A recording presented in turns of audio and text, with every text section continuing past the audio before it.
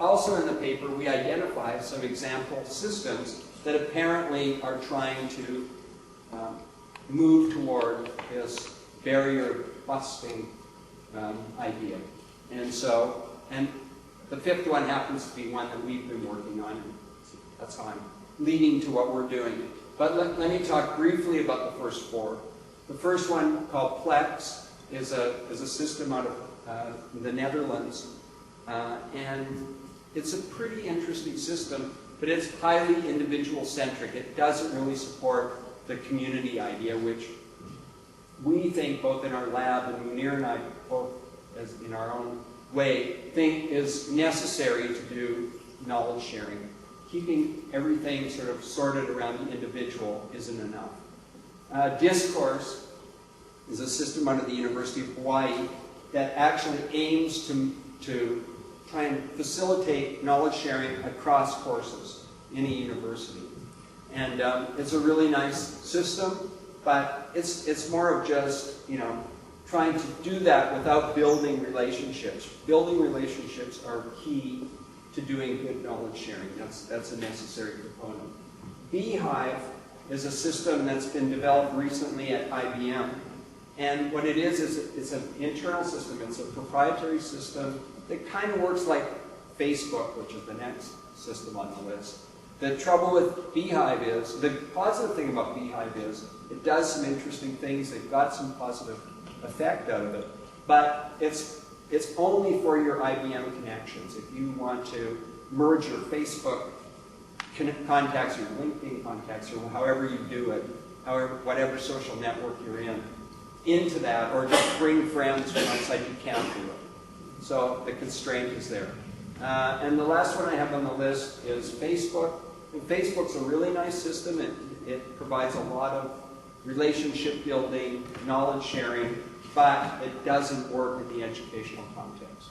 And in fact, there's some evidence that's come out of research on Facebook, on social learning software, to say that students are skeptical about merging their individual and their social and their educational bubbles. So that could be a problem both with thinking about Facebook as a solution, but more importantly, it could be a problem with our whole idea. Because if the intention or the motivation isn't there, it could be, it could make our concept of this barrier busting difficult to achieve. And so finally, the last example I want to give you is Claremont Conversation Online. This is something we did internally. And what Claremont Conversation Online does is it attempts to integrate this, the idea that students, faculty, and even staff, alumni of a university should continue their knowledge sharing outside the classroom. It shouldn't just be a one and out. I'm in a class with somebody, yes, I get to know something about them or something about the faculty member. We should be able to continue that in a broader sphere, just like I talked about earlier with the notion of breaking down barriers. And the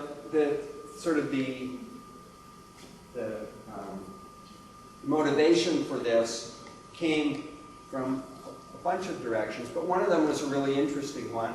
Merle can confirm this. We have a little entranceway to our campus. We have a small campus and this little stone fence that's the official entranceway.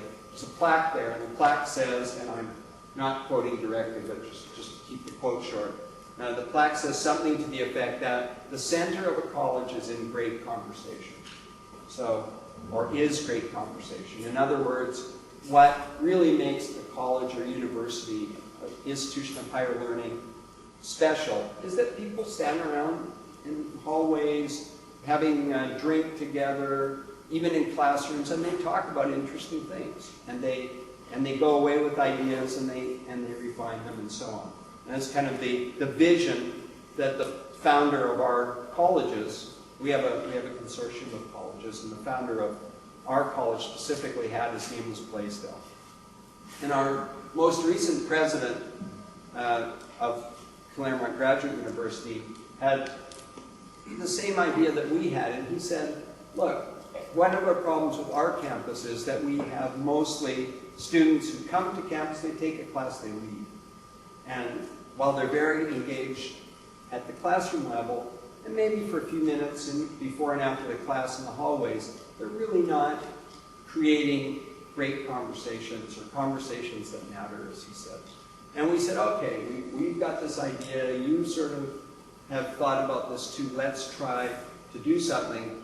That led to the Claremont Conversation Online, which is a pretty simple principle. It uses something called ELD, which is educational-based friendware. So it's Facebook with an educational look and feel to it. The goal of ELD was to facilitate friending and group creation in an educational context.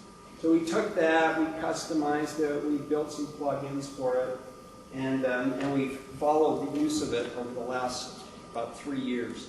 And what we found is we haven't made much headway into achieving the goal of bringing conversation beyond just the classroom connections. So we've tried some new things. I'm going to talk about that. We've tried some other ways of looking at this, and that's the rest of this talk is basically going to focus on those exemplars. But our outcomes have not been as strong as we would have hoped, but I think we're, in the long run, we're making progress. How have we done this? We've used a combination of two research methods, action research and design research. Action research relates to the notion that what you want to be able to do is take something that may add value to an organization, to a setting, and use some academic or research process to understand whether or not you can make a valid change in an organization. Merle used action research in his dissertation project. So we, as a lab, our goal is to always provide our research, or always do our research in a real context. Find a context where we can test something and see it through, or at least see it through to a particular point, and understand how what we did made a difference, and how it might inform theory, other research, and so on. So that's action research.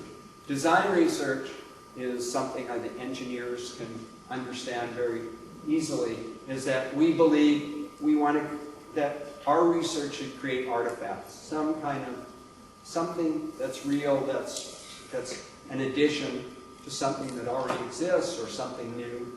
So we want to build artifacts, and we want to follow a strong methodology in doing that. We've tried different approaches. Many of them work. The two that have been most valuable for us are one that's called Information Systems Design Theory, ISDT, and the other is a variation on ISDT, which just takes a more simple approach to developing